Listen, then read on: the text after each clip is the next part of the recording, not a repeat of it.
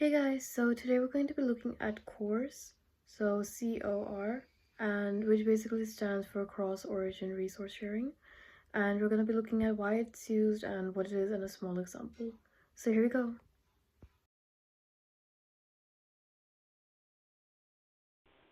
Okay, so today we're going to be looking at CORS, which is basically let's just start off with some theory.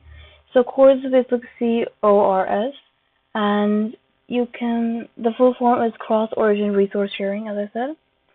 So you can think of it as a security rule for websites that control who is allowed to talk to whom. So I'll just run the program that we have over here. So if I run main and rerun it, and then if we go to the front end, so here you can see the API response, hello world from Python backend, so it worked. Now if we go to inspect, after doing a right click, and then go to network, so here, now if I reload the page, then you can see a status 200, meaning it worked.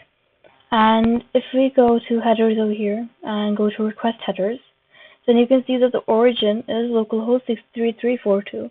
And if you look at the path over here, that's basically like my localhost 63342. And then there's the refer, so that's the same. And if you go up to the response headers, then you see access control allow origin. And here you also see the localhost 63342.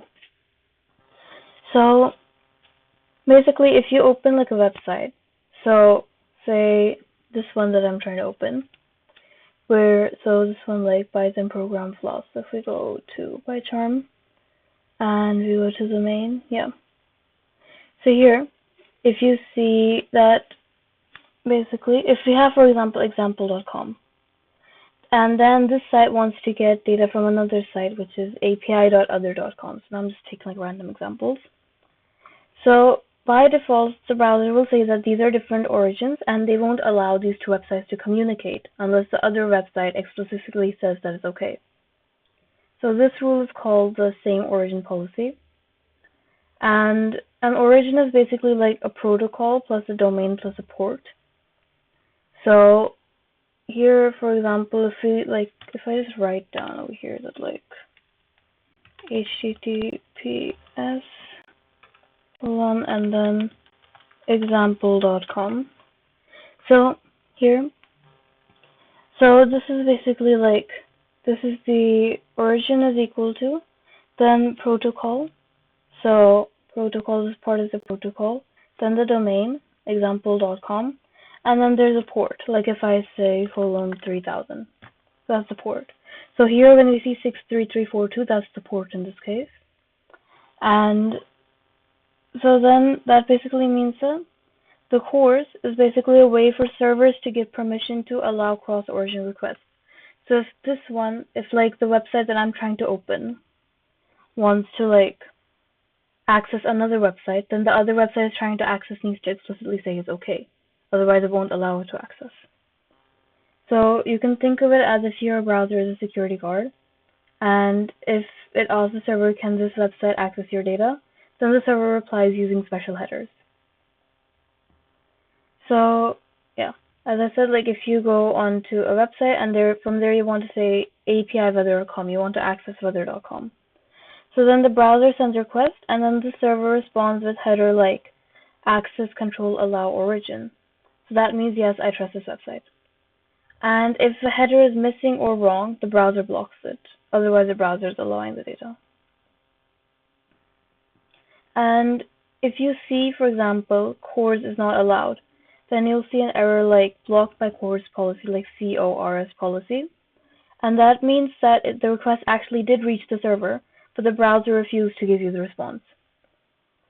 And then there's get and post, like type of requests. And then if you look at an analogy, like a real life analogy, then you can think of it like you're visiting a gated society. So your browser wants to enter another building, which is the server, and then security asks, do you have permission? If the building says yes, let them in, then the core was a success and you're allowed. If not, you're blocked. So if I say over here, So you know my local host is 63342. Now if I go over here and say like 44, so I just changed it. And now if I rerun, and now if we go here and I try to rerun, you can say error failed to fetch. And here if I hover on this, you can see cross origin resource sharing error. So it was missing allow origin header because my local host is 63342. But the only one I've allowed over here, like for this to access, is with the port 63344, which is why the CORS is not allowing it to. So CORS is enforced by the browser, not the server, and it protects user from malicious websites, and it's about reading responses, not sending requests. And it exists because like any website could access your bank data if you're logged in. So it's like a really big security risk. So it's like a way to make sure that your website is secure.